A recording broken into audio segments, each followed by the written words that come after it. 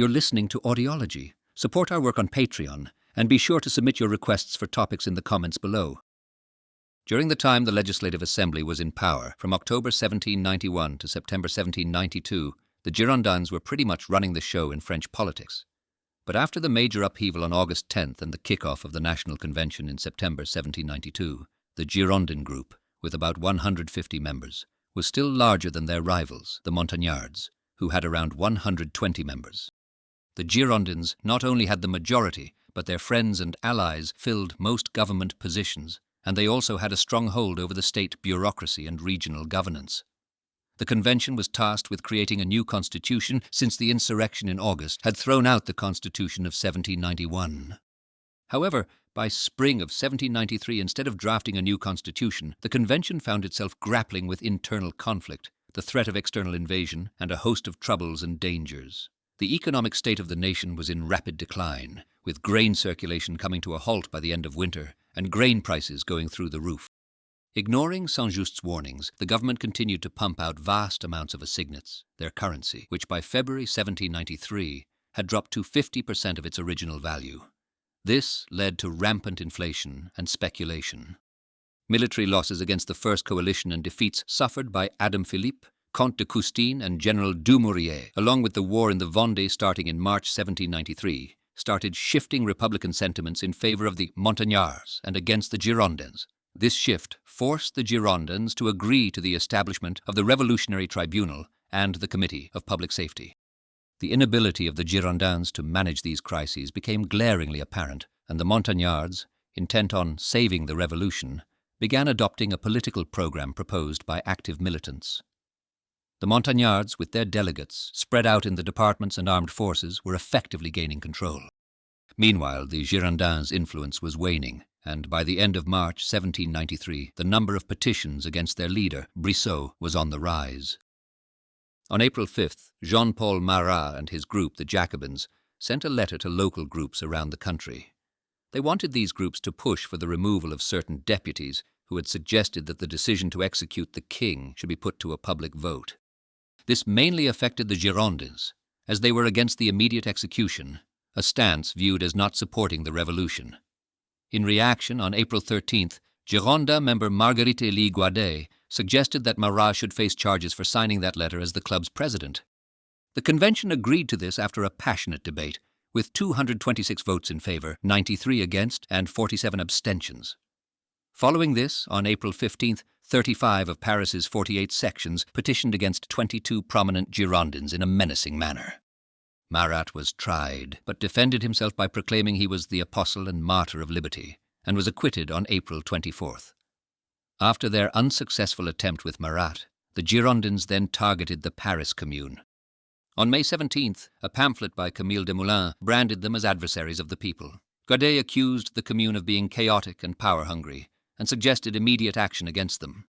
The Girondins formed the Commission of 12 to investigate, which led to the arrest of several activists, including Jacques Hébert, on May 24th. These arrests upset many, leading to a demand for their release by the Commune on May 25th. In response, Girondin Maximin Isnard threatened to destroy Paris if the representatives were harmed, invoking the same sentiments as the notorious Brunswick Manifesto. His threat was met with silence until May 26th, when Robespierre, in a pivotal speech, urged the Jacobin Club to stand against corrupt deputies. Despite being ignored by the convention amid escalating tension, the arrested activists were released on May 27th. On May 28th, a weakened Robespierre criticized Brissot for his royalist leanings, referencing their ideological split from July 25, 1792. After receiving applause, Robespierre left for the town hall where he advocated for an armed uprising against the majority of the convention and the formation of a revolutionary army, including 20,000 defenders for Paris. This whole saga, which culminated on May 29th, was marked by strategic preparations and a campaign to influence public opinion, as noted by historian François Mignet. In an exciting turn of events back in the day, a group of delegates from 33 sections gathered at the Évêché, which is none other than the Bishop's Palace, right behind the famous Notre-Dame de Paris. They boldly declared they were revolting against the high-handedness of aristocratic powers and the crushing of freedom.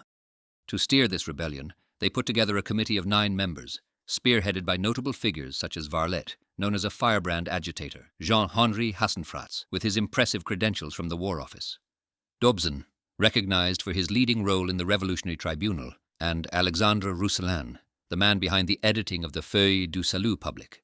But the committee wasn't just about these well-known personalities. It also included regular folks from all walks of life. Imagine a printer, a painter, a toy maker, and even an aristocrat who fell from grace, all joining hands to represent the voice of the people. Truly, they were all Parisians with a hunger for revolution.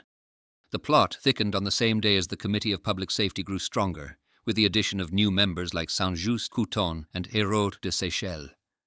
With the Department of Paris backing them up, François Henriot took over as the Commandant General of the Parisian National Guard, a major move confirmed by the convention's vice president. Then, at 3 p.m, the atmosphere in Paris became electric. The sound of the tocsin echoed from Notre Dame, signaling the start of something big. Barriers went up on the streets, city gates clanged shut, the city braced itself. All these activities were orchestrated by the committee, hanging out at the Bishop's Palace Committee. It was clear they meant business in fighting for liberty and shaking off oppression. Early in the morning at 6 a.m, a group of delegates from 33 sections, led by a person named Dobson, kicked things off by firing an alarm gun. They went straight to the Hôtel de Ville, demonstrated they had the authority from their members, and promptly put an end to the existing commune, although its members shifted to a nearby room. Not wasting any time, these revolutionary delegates put the commune back in charge temporarily, got rid of its general council, and formed a new one, insisting on a fresh oath from its members. They also decided to remove Jean-Nicolas Pache from the role of mayor. The arrest of Lebrun Tondu, Étienne Clavière, and Jean-Marie Roland was ordered. Now, in control at the Hôtel de Ville, the insurgent committee dictated the next steps for the commune, which had been re-established by the people's support. They chose François Henriot, already leading a battalion at the Jardin des Plantes, as the sole military leader of the National Guard in Paris.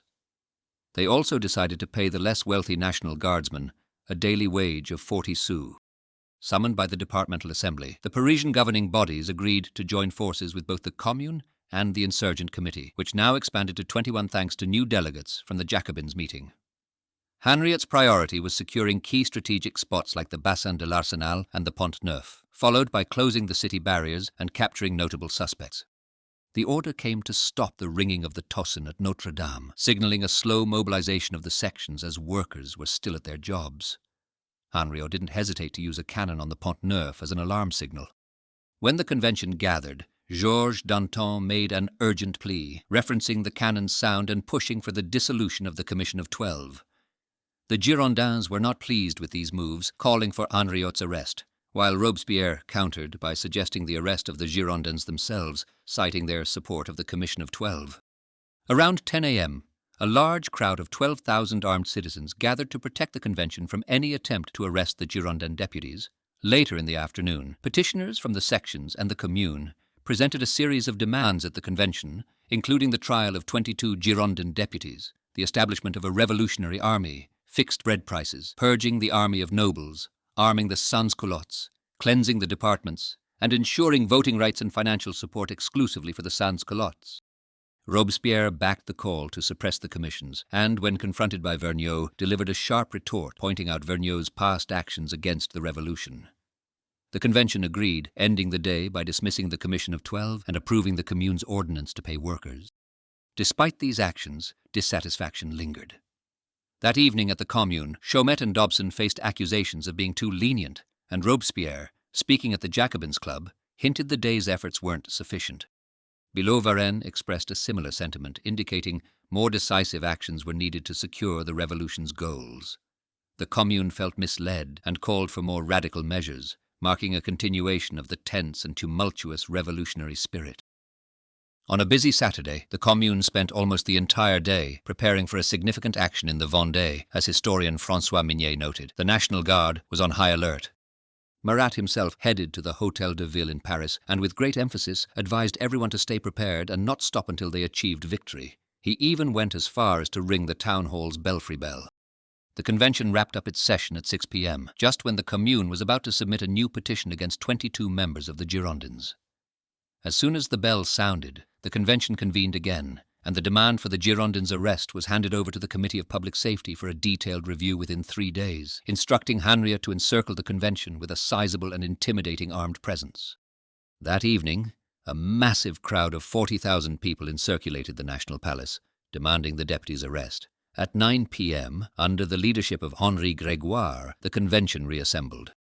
Marat was at the forefront, criticizing the Girondin representatives who had opposed the immediate execution of the king back in January, subsequently stalling the convention's work.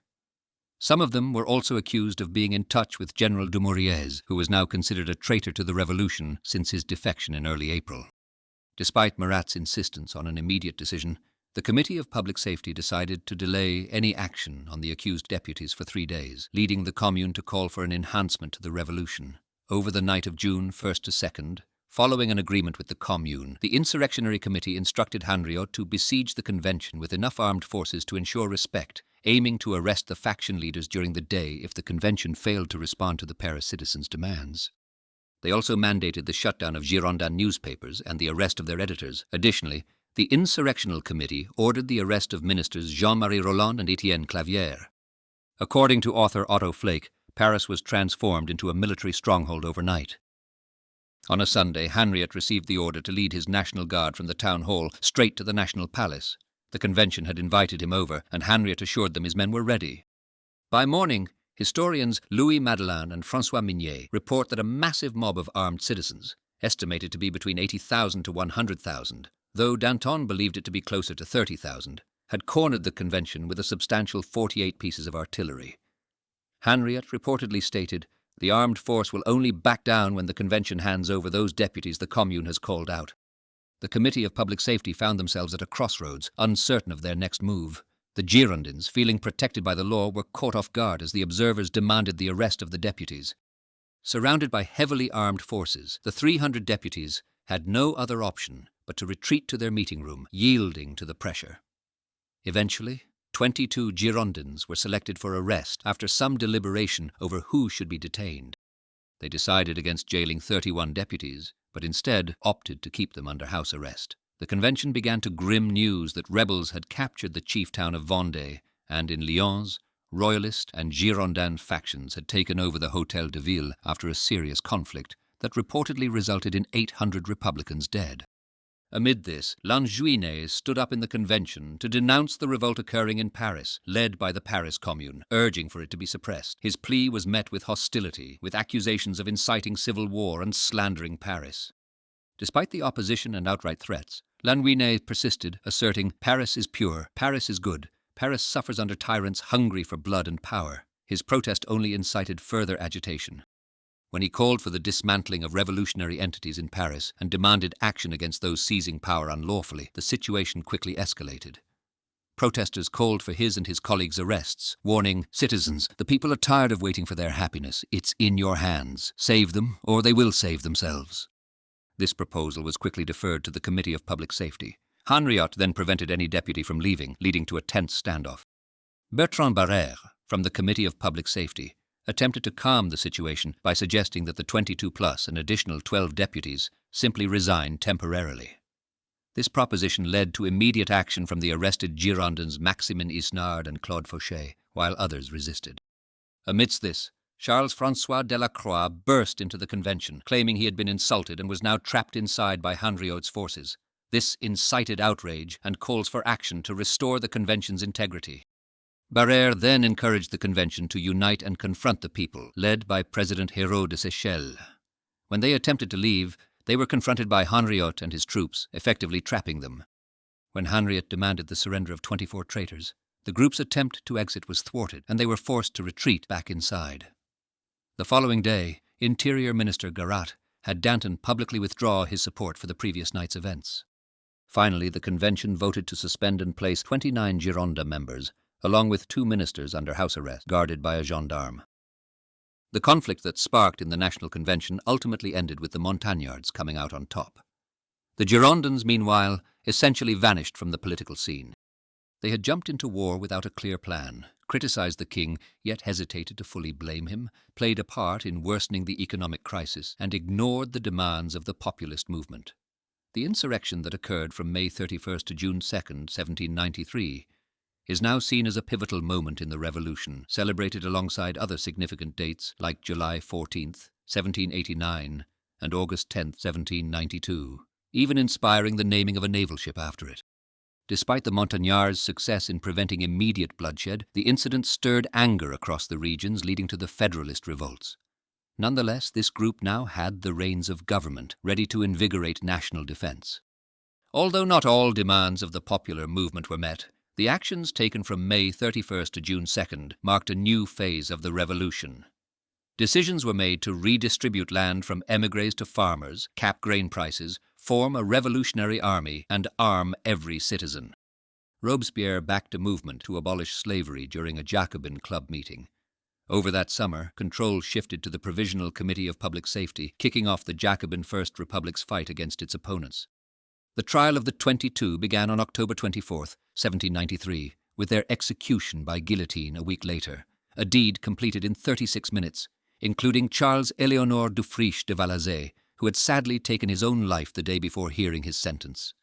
By December 8, 1793, 73 deputies who had opposed the insurrection were back in their seats. For further reading, sources include François-Alphonse Aulard's The French Revolution, A Political History, 1789 to 1804, Marc Boulezot's The Jacobin Republic, 1792 to 1794, François Furet's The French Revolution, 1770 to 1814, and various other notable works. Thanks for watching. Share your thoughts in the comments and subscribe for more content.